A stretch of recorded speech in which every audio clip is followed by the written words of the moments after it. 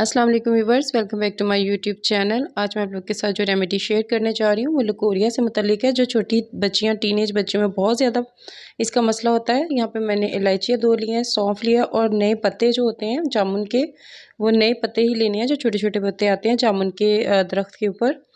तो यहाँ पे पानी गर्म किया मैंने, पानी में 2 अदद इलायची जो है उसको तोड़ के डाल देंगे। ये सिर्फ फ्लेवर के लिए, इससे बहुत अच्छा जो है इसका फ्लेवर आ जाता है। और साथ ही सौंफ डालेंगे। जैसे इसका कलर आ जाता है तो हम पत्ते डाल के इसको दम पे लगा देंगे। इनको फिर बॉयल नहीं करना, ताकि इसका असर जो है वो ज़ाया ना हो।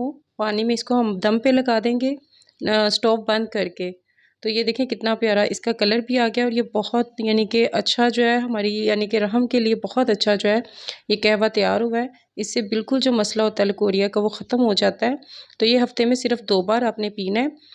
मॉर्निंग में ले लें, इवनिंग में ले लें, कुछ इसका इशू नहीं है, ये साइड इफ़ेक्ट नहीं करता। यहाँ पे मैं इसके साथ आप लोग को हम दर्द की सुपारी का भी ज़रूर बताऊँगी कि ये पाक सुपारी के नाम से मिलती है। ये भी बहुत इसका भी फ़ायदा होता है, जो बच्चियों में लकोरिये का मसला होता है, रहम का मसला होता है यूट्रस का, और अक्सर बच्चियों की कमर में दर्द रहता है, तो इससे बहुत ज़्यादा उसका फ़ायदा होता है।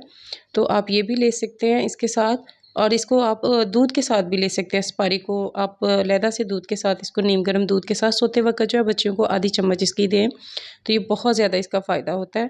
तो इंशाल्लाह आप इसको यूज़ करें। देखिएगा जैसे ही आप इसका इस्तेमाल करेंगे 2-4 दिन के अंदर-अंदर ही जो है आपका मसला ख़त्म हो जाएगा।